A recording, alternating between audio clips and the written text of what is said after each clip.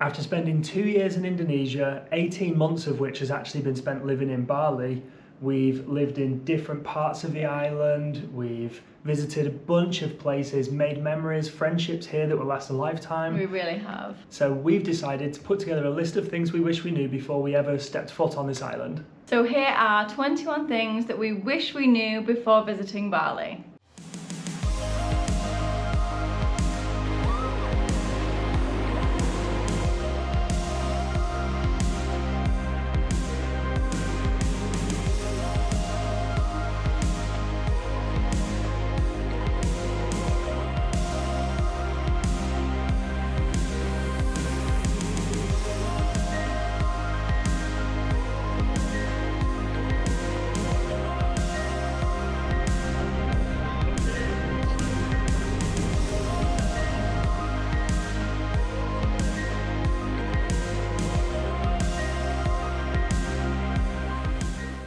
Okay, let's get started before you even arrive. You're about to book the flight, and maybe we have a little tip that will help you save money before you actually book that flight to Bali.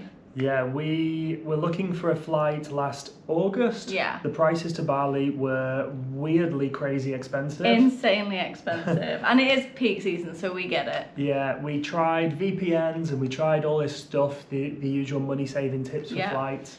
Not that much worked. No. And then we looked at nearby cities, so we actually ended up flying to Kuala Lumpur.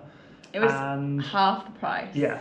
Half the price, guys. Yeah, and then a flight from Kuala Lumpur to Bali is like £50. Yeah, 100 max maybe? Yeah. Yeah. So that's one little thing that you can do that we wish we knew after the countless flights that we booked here that we could have saved money on. Yeah, but if you are just coming on a holiday to Bali, we usually use Skyscanner for most of our flights, to be honest, and yeah, you can have a look on there and hopefully find some really good deals. So once you've booked your flight, you also need to look at what visa that you're going to get. Yes. We've got experience of 3 different visas that you can get in Bali. Yeah. From the UK anyway. Yeah, it's very different per country, but we've had the visa on arrival or the EVOA, so you can actually get it online or you can get it in the airport when you arrive. If you get it online, then you do get to miss that queue at the airport, so True. you save yourself a little bit of time. True. We've also had the business visa. Yeah. So that's up to 6 months. Business visas are more for if you're looking for investment opportunities and potentially setting a business up here, which we have done. Yeah, and that leads us on to Danielle's visa, the investor kitas. I have the investor kitas, so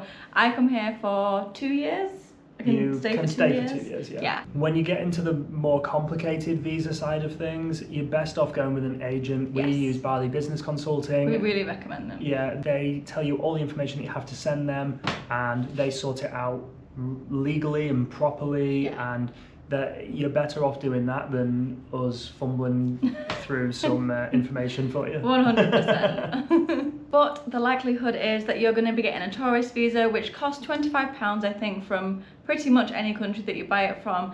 And to renew, I think it's maybe £25 or £30. I will double check and pop it down here. So you've landed in Bali, you're waiting for your luggage, and one last thing that you need to do before you get through and get a taxi to your destination is, I think it's called the electronic declaration, something like that. We'll link it below, and you can basically fill this out before you even set off from your home country. So it's so much easier. It's going to take you way less time than trying to get Wi-Fi in Bali airport and trying to get through and panic, and you just want to get to your destination. So doing that beforehand, you can do it at home before you get to the airport, or most airlines will tell you about it when you check in. And once you've done that and got outside, we will preempt you a little bit.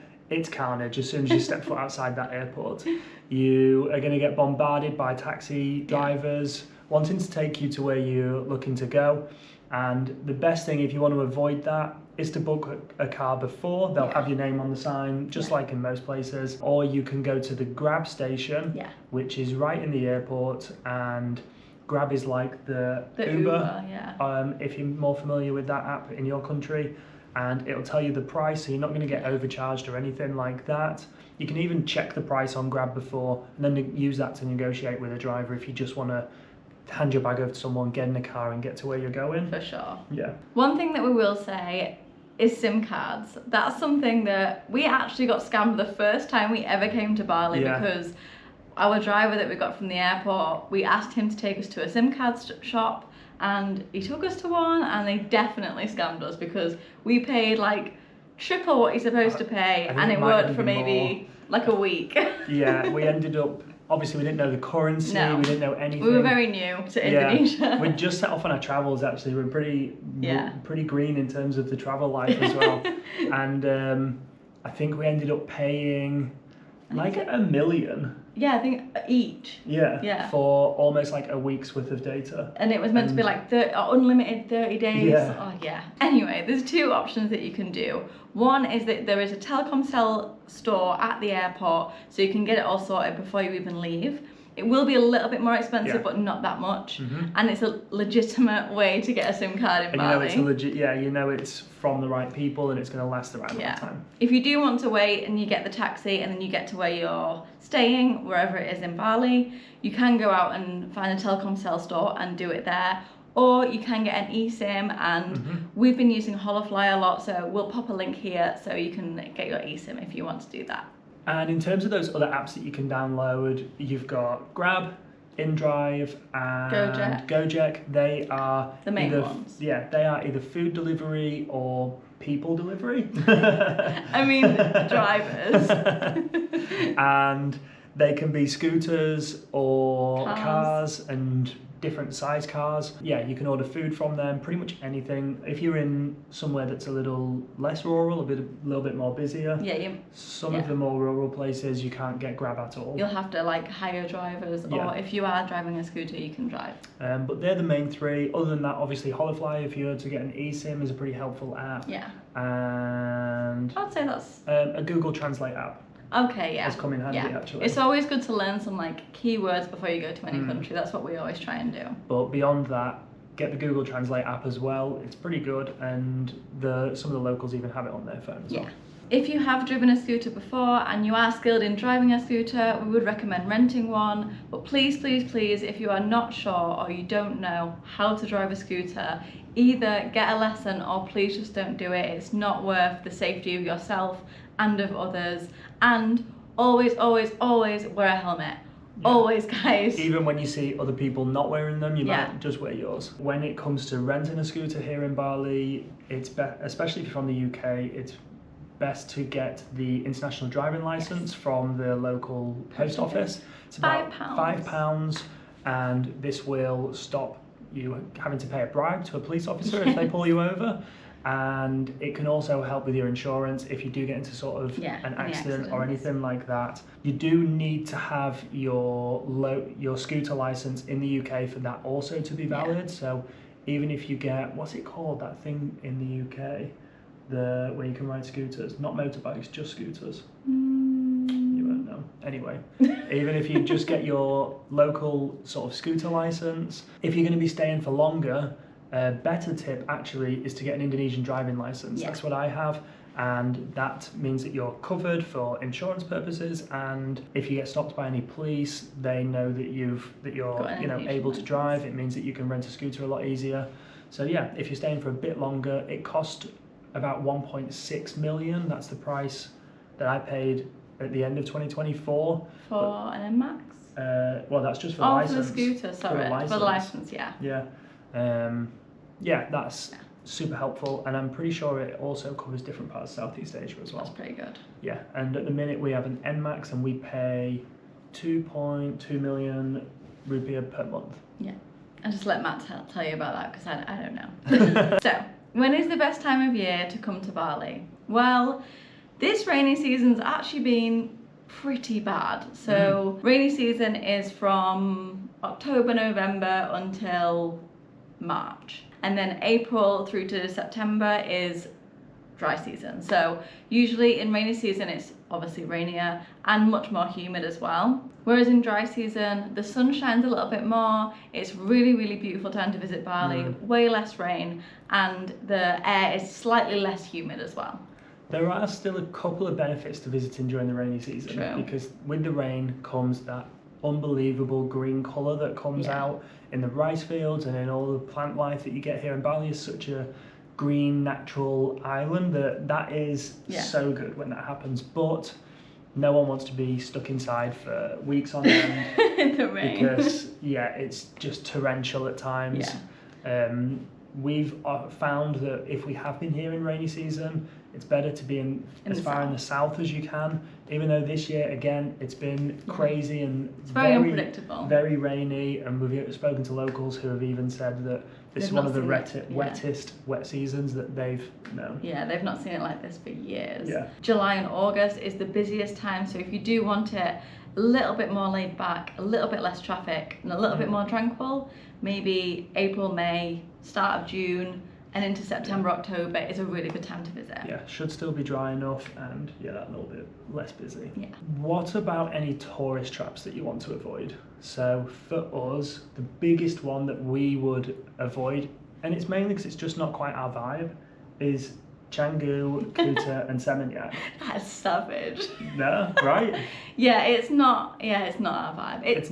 It depends what you're coming to Bali for, though, as well, because it is a very built up area, lots of beach clubs and restaurants and bars, but a little bit less of the Balinese culture that you kind of look for when you come to this island. So it's the side of Bali that we usually avoid because it's not really for us. It's just not really for us. If you're not going out and partying, there's not really anything else to do around there. There's a few nice shops and markets. Yeah, there's shops and markets, but beyond that, like if you want to go see waterfalls or hike a volcano or go to beautiful beaches, that's just not where they are, and that's what we're more bothered about. It's nice to go to the beach club, have your drinks and have a good time, but to be there for weeks on end and do that constantly gets a bit stale. It does. For us, they would be the biggest tourist traps. Yeah, I would say so.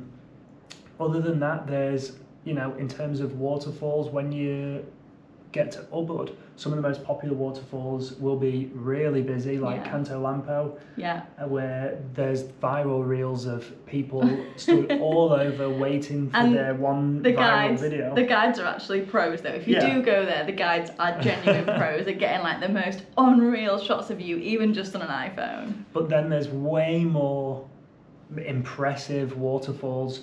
They are just a little bit more difficult to get to, like Nhung Nhung. Nhung Nhung, oh. That waterfall is probably one of my highlights of Bali. Like, that really was the cherry on the cake. Is that the way you say it? The cherry on your cake. So if you're thinking about visiting Bali, what are the places that are truly Bali? Like when you get there, you think, wow, this is exactly why I came here. I'm pretty sure you've got Eat, Pray, Love vibes in your head. Something in, of what you imagine this place to be like. And is there anywhere here that's like that? Absolutely. So if you go an hour east of Ubud, there is a beautiful part of Bali called Cinnamon. And it's so rural, so raw, it's just full of nature, rice fields, mountains, and they're not there for tourists to view, they're just there. Like, it's so beautiful, I got goosebumps. Hope you guys got goosebumps too. There's amazing places that you can stay there, like bamboo kind of huts. We've stayed at Salmon Via, and it's one of the best places we've ever stayed at. It's a bit more expensive. Great for honeymoons though. Yeah, there's a few other spots nearby that you can definitely stay at as well. If you're on such a massive deadline and a real tight schedule, just take an hour out of your way and just drive through Cinnamon. It's worth it just for a day trip. Another place that we absolutely love that's also in the east is a place called Ahmed. It's way less touristy, and although a little bit more built up than Cinnamon, it's amazing for diving, free diving, snorkeling. It has black sand beaches and a beautiful view pretty much everywhere you go of Mount Agung, because I just love it. It's amazing, and it's this weird kind of mix of mountains with rice fields and beaches with the ocean. And the beaches, the water's so clear. It's really and just blue and beautiful. Ahmed is again another one of our absolute favourites. You can stay there for a bit longer because there's a bigger variety of like cafes and restaurants and things like that. Whereas Cinnamon, there's maybe like a handful, and you're going to be eating local food the whole time. And one more place that we really recommend that's very Balinese, very beautiful culture is Munduk. And the whole area around that part of Bali, to be honest, it's way up in the north of Bali, and again, beautiful waterfalls, beautiful rice fields, and very beautiful local culture as well. A lot of local warongs and Indonesian food that you can try there. Yeah. So we've given you a few locations there that definitely feel more like Bali, or will be more like the vision that you've got in your head before you visit. But what about maybe like a top 5? What's like our Bali top 5 things? As in locations? Places that you need to visit. So specifics. Nyung Waterfall. Okay, Nyung Waterfall. I would put Lahangan Suite. Yeah, it's a viewpoint, and as you can see, it is so beautiful. I think it's the best viewpoint that you can see in Bali. Yeah, it is beautiful. Got that view of the mountain, you're so close to it. Yeah. That's where it really feels like this thing is crazy. Yeah, so beautiful. Malasti Beach. Yes, Malasti Beach in the south. Widely regarded as the best beach in Bali. It is definitely up there. It's white sand beach and beautiful blue ocean, amazing for swimming. Yeah. Banyu Mala Waterfall. Yeah, that's one of our favourites. Is one of our favourites, so that's up in the north. It's really beautiful. Yeah, that's really beautiful. Yeah. And if we needed a 5th. Oh, do you know what? I think I've got it. Okay. Jatilui Rice Fields. Yes, it's a World Heritage Site and it's so beautiful.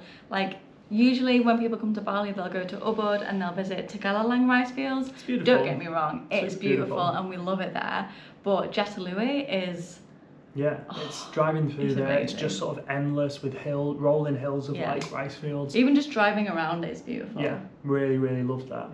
It's also good to know a little bit about Bali before you land in terms of the culture as well. So as an island, it's mainly Hindu. Throughout Indonesia, you'll typically see most islands are Muslim, at least large percentage Muslim, but Bali is predominant. I think it's something like 80% Hindu. Yeah, maybe more. It's really high Hindu. They also have a small percentage of Muslim and a small percentage of Christian. Yeah, and just be prepared for lots and lots and lots, I could keep doing this all day, of ceremonies. It is amazing. I absolutely love seeing when the Balinese are dressed up in their like their outfit and their like religious ceremony get up. It's just they look amazing. They look really cool. There's a few like more important or larger ceremonies.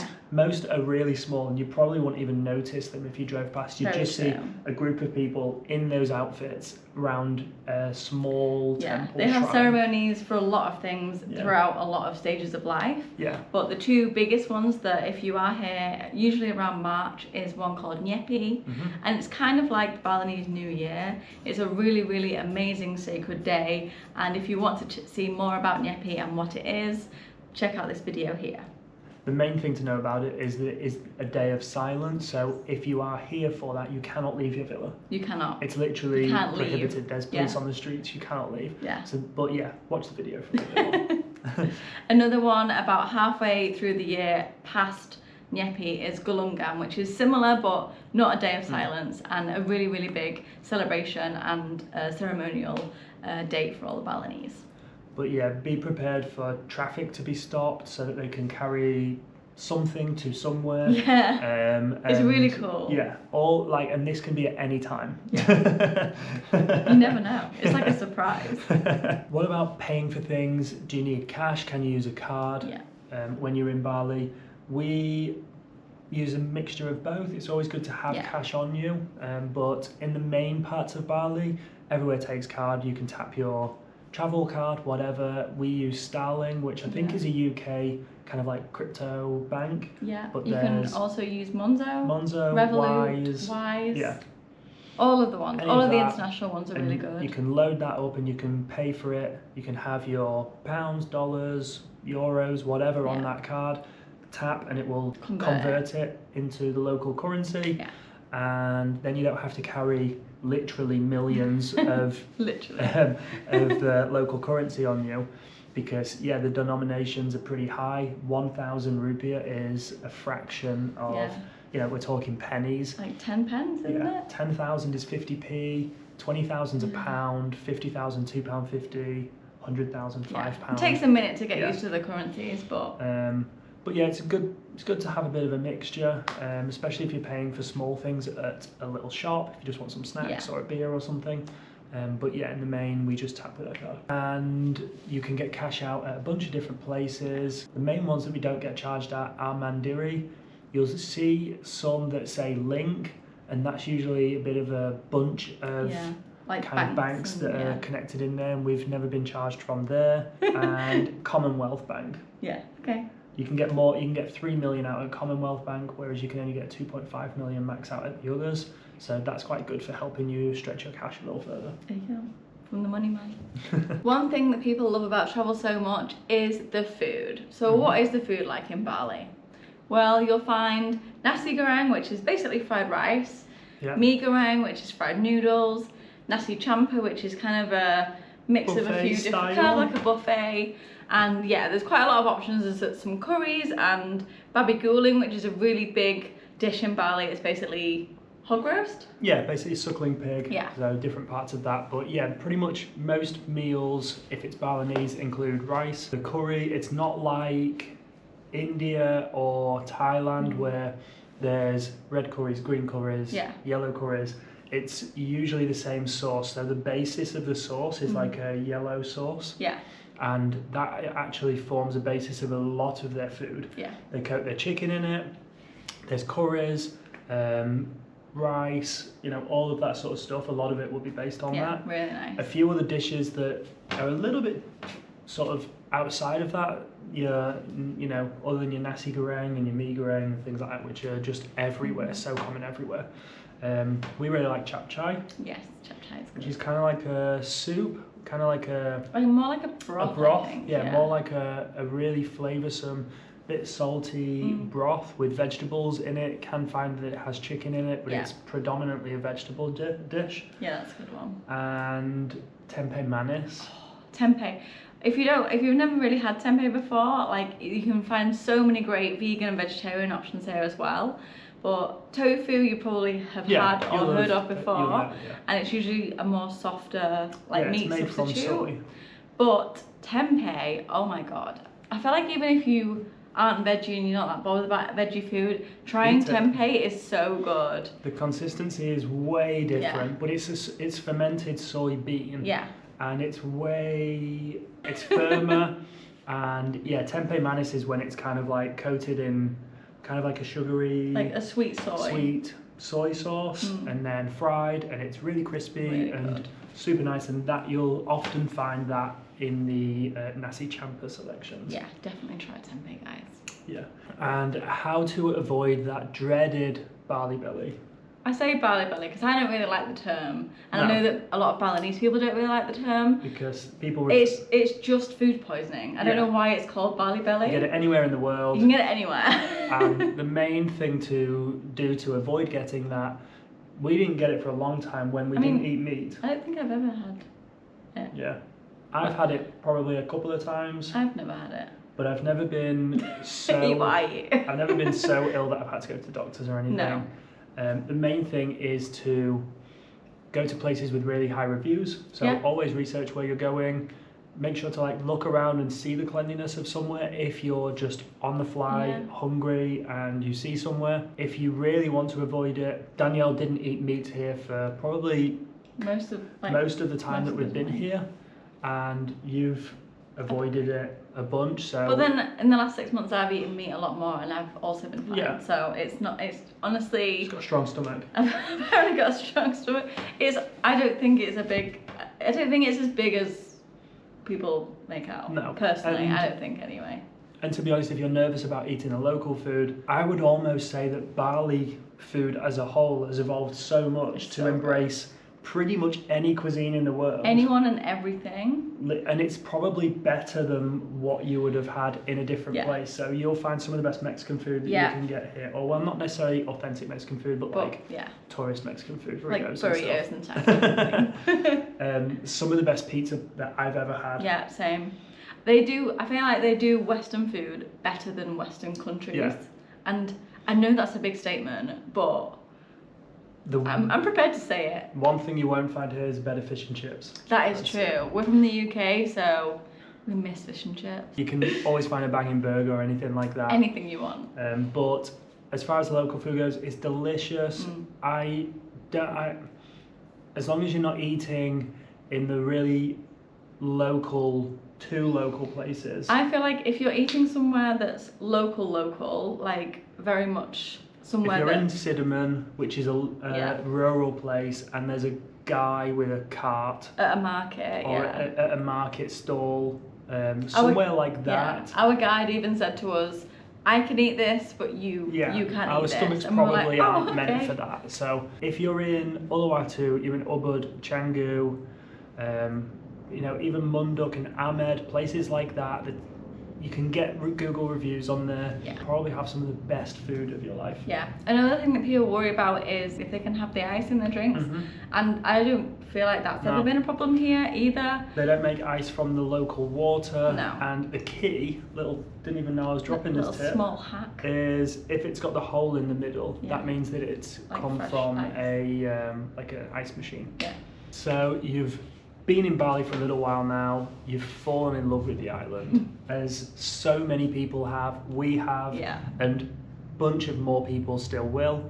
Where is some of the better places to stick around for a bit longer? And live. Yeah, for us, that place from the second that we arrived, Yeah. has always been Uluwatu. We love Uluwatu so much. It's Yeah. where you'll find most of the best beaches in Bali. If you're into surfing, really amazing Yeah. surf. Great restaurants, bars, great local food. Uluwatu Temple with the fire dance as well, which is really, really cool. And it's just also a really nice community of digital nomads here. And it's just really chill, good Yeah. vibes. Not to go too in on somewhere like Canggu, for example, but when we first came to Bali, we lived in Canggu for a month, and we thought we'd made a mistake. We thought we didn't like We Bali. struggled to make friends. Yeah, we did. Everyone seemed to already be in friendship groups and kind of like have their cliquey kind of like situations, and I find it hard to meet people it was really and integrate into the lifestyle there, unless you know, because there's already people so there many expats there ingrained in their little community. It's hard for an outsider to get into that. Very true. But in Uluwatu, we just felt straight at home here. We started meeting more people. Everyone's so chatty. I would live in Ahmed. Yeah, it's so That would be nice. like the next choice. Next one. For sure. Another really good place to live if you do want to just be in the centre of Bali is Ubud. And usually in the centre of Ubud, that's where most of the traffic and the chaos is. But there is also a lot of really nice cafes and digital nomad culture community around there as well. And obviously, the more outskirts you go, the more you'll find nature, a little bit more switched off. So yeah really nice. Uluwatu is that surf vibe that we mentioned. Ubud is the yoga vibe. Yeah. That's where you Very spiritual. Yeah, and as soon as you arrive there, you feel it immediately. Really, really So if cool. you're really into that sort of stuff, then yeah, that's your place. Yeah. Another tip for us personally was we can't believe that we'd never visited sooner. That is true. Bali, before we started travelling full time, Bali was actually never really on our bucket list. And even Indonesia as a whole, which is crazy because it's now our favourite country. Yeah, we've seen so much of it. I mean, I say so much of it, it's like 0.5%. Yeah. But just having been here for so long, we just can't believe that we didn't come here immediately. Why we even worked in Manchester all those years? Why No weren't we offence, just Manchester, here? we love you though. I know, but why weren't we here? True. Bali is definitely one of those places that pulls you in, and when you do leave, it's always there in your heart. Like I feel like it is one of those places. I'm going to be going off and travelling to a few other places, but in my head, I can't imagine a better place for living based on, the food, the people, that's locals and expats included. The culture, I love the culture. Yeah, the culture, the way of life is just so good. It really is. Everything just boils together to make it such an amazing place to live. And I can't believe that we were sleeping on Bali for so long. And that leads us nicely on to say that Indonesia is bigger than Bali. Usually most people will say, oh no, Bali's like the only place that I'll visit, or that most people just go to. And don't get me wrong, it's a great starter for Indonesia, for us as well. It was one of those places that Bali, and we didn't really think about it too much, but now that we've explored more places in Indonesia, from Sumatra and going for a trek through the jungle and finding orangutans and seeing them in the wild was so amazing, to then in the southwest of Sumatra living with the Mentawai tribe, that was honestly an experience that changed our brain chemistry. Yeah, like that was one of the most incredible. Yeah, seeing a tribe that dates back thousands of years, Yeah. and seeing how they still live so close to that lifestyle is unbelievable. But then even though we did see that really big snake. Yeah, there was like a 10-meter long python about a couple of 100 meters from where we slept. Yeah, and then also to the west of Sumatra is East Java, which is, like you say, an adventurous playground. Like, it's absolutely incredible. Unbelievable. The mountains, the waterfalls, and, the volcanoes. It's so beautiful, and I think Mount Ajem was probably one of our all-time favourite. That's one of the best. If we were doing a top 5 of Indonesia, that would be super high. That's a hard video to make. Yeah, we're not doing that yet. Anyway, and then after Bali, Lombok is a really amazing island if you want to experience a different culture as well. Sumba, which is kind of like a untouched hidden gem of an island. Like, driving around and you won't see another person with white skin for days, and everyone goes crazy when they see you driving. The people are so amazing, and the island in general was just drop dead gorgeous. Unbelievable beaches. So there was beautiful. A waterfall in a rice field. How does that even work? It was like a fairy tale. It's literally like being in a fairy tale. And we've also been to the Komodo Islands in Flores, and we do regret not filming a YouTube for that because we did it years and years ago, but the single best trip we've ever been on. One of the best trips, and definitely if you're coming to Bali and you do a one-off trip, Komodo Islands, oh my god, do it, Liverboard please. boat, 3-4 days. And finally, one of the other islands that we've been to is Sulawesi, and even just one small part of it in the centre, we visited the Banggai Islands and the Tajian Islands, and that, because even though it was the last place in Indonesia that we visited, it's probably one of my all-time favourites. Yeah, this one is refusing to leave. I live here now! It literally made it right to the top of the list. Yeah. It's so incredible. Again, kind of like Sumba in terms of raw, that hidden gem. Yeah. There was like nobody in any of the places that we went to. The only place there were people was locals at Paisupok Lake, which is one of the clearest lakes in the world. So one of the most beautiful places we've seen. And that had maybe like 7 people. Honestly. And that, at the time, that was like, there's so many people here. Honestly, Indonesia always delivers. There's so many incredible places and islands that you can visit.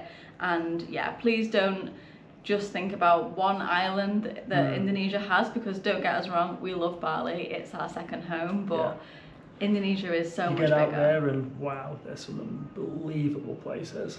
And one of the best things about visiting all these incredible places are that the local people make it so much better. They really do. It feels, I don't want to say it just feels so safe, because I don't want to lure you into a false sense of security. There's always dangers out there. Always be careful. But we've personally never been in a situation anywhere in Indonesia where we felt unsafe. Yeah, never. And the local people are a massive part of that. Yeah. They are always so friendly. The only thing they do, it's so funny, is having learned a little bit of Indonesian, their language is very direct. Yeah. We used to walk around some places and someone would literally be in a van, they would stop traffic in the middle of because they would just see a white person, and they would wind their window down and just say, where you go? Or where you stay? We'd be like, And being from England, that sounds so aggressive. Yeah. And like, I feel like invasive. It's a very like, oh, why should I tell this stranger where I'm going, or where like, I'm why staying? Why do they want to know where I'm going? But when we started learning the language, we can laugh about it now, because their language is so direct. Yeah. They get rid of all of the how are you? It's it's not any of that kind of fluff. It's literally to the point. Yeah. Is that yours? Where you go? Where you go? It's not even like where do you go? It's where you go. Where you go? But it was more just to ask a question about, like, what are we up to? Genuine like, interest. Yeah, just genuinely like, what are we up to? interest. What are we going to see today? Like, whereabouts are we staying? Because, like, are we staying in the area? Maybe they can recommend somewhere, something to do. So, it's more just like they want to know that you're having a really good time wherever you are. So that's the only scenario you probably will encounter quite a lot. And another thing that you will encounter quite a lot is that if you have a different feature or something about you that they're not used to, so it might be your hair, it might be your skin, something like that, They will love to get a photo with you. We found that more so in other islands in Indonesia rather than in Bali. And if it has happened in Bali, it's usually been tourists from other parts of Indonesia. Yeah. Where, like we said, there were no other Western people in Sumba when we were there. So anyone from Sumba comes over and sees Westerners. To them, it's just crazy because they have spent, their entire life, they've never physically seen anyone like that with their own two eyes. They won't be too invasive and like touchy or anything like that. They might just want to get a photo, and then their entire family will want to get a photo.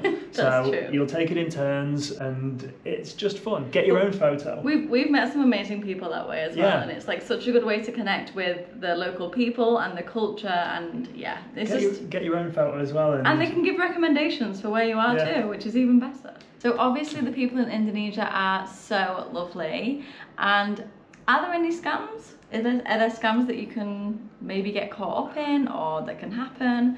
And in our experience, that's not something that's happened. Especially in Bali, they're huge believers in karma. Yeah. So that is a big thing for them. So there's not really any homeless here or anything like that. So there's no scams in terms of giving money to people in that sense.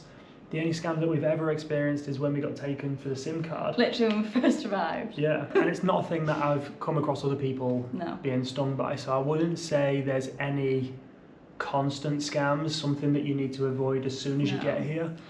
I was going to say the only things that they're not scams, but they feel like a bit intense is more so when you're at the airport or when you're at a port. If you go to one of the ports in Bali to go to like Nusa Penida or Lombok, etc., you can find that the drivers there are quite full on, and it's more just because they're just trying to get business. They're not trying to be rude or anything like that, but they might try and overcharge you a lot, and it's one of those things that happens in any country you go to. Like if you go to any airport in any country, any port in any country, there's always going to be drivers there wanting to try and get you in their car to drive you somewhere and make money. Like it's not. Other than that, people are probably just trying to help you. Always be careful and keep your wits about you. But it's one of the safest places that I've ever been to. Yeah, for sure. And with all that being said, we'll end this with 2 more points, which is firstly, if we only had 1 week in Bali, what would our itinerary look like? Okay. Really high level. It really depends what you're into. Okay. I would suggest starting in Uluwatu. It's the perfect place to kind of like relax on the beach, get used to the temperature, get used to the time difference, top up your tan, and just sort of acclimatise. So, okay, you got 7 days. 2 days in Uluwatu. Yeah. Then I would go up to Cinnamon for 1 day. Real Balinese, beautiful nature. Then I go to Ahmed for 2 days. Yes. That's 5. And then I would either go to Ubud for my last 2 days, or I would do like 1 day towards Munduk and seeing some of the waterfalls. That's a lot of travel though. It is. So you can either do 2 days in Munduk or 2 days in Ubud, or 1 day in each, and really sort of like go for it. But you've only got 7 days, so you're kind of committing to flying around, right? True. Yeah. Okay, that's a good 7-day itinerary. So Uluwatu, Cinnamon, Ahmed, and Ubud or Munduk. Yeah. Yeah. So you can That's get a some good waterfalls 7 in and stuff like that. that. It's a good 7-day itinerary. And if you want a 2-week itinerary, then we recommend checking out this video here that we put together. Yes. It will go through all of those different places. Again, I recommend starting in Uluwatu because, there was a point where a long time ago I came to Southeast Asia, I went to Thailand, I went straight to the north into the jungles, and it was amazing, but then by the time I got to the south, I had the worst vest tan of my life. It literally looked like I was permanently wearing a white vest. So go to the beach, get your base tan, and then from there, Bali. follow this incredible itinerary here. We hope we've covered all the things that you wanted to know about Bali before your trip, and if you do have any questions, pop them below and we'll answer them as soon as we can. Thank you so much for watching. We really do hope that this is super helpful for you and that you have the best time when you do get here. You're gonna love it. But for now, we'll see you next week. See you next week.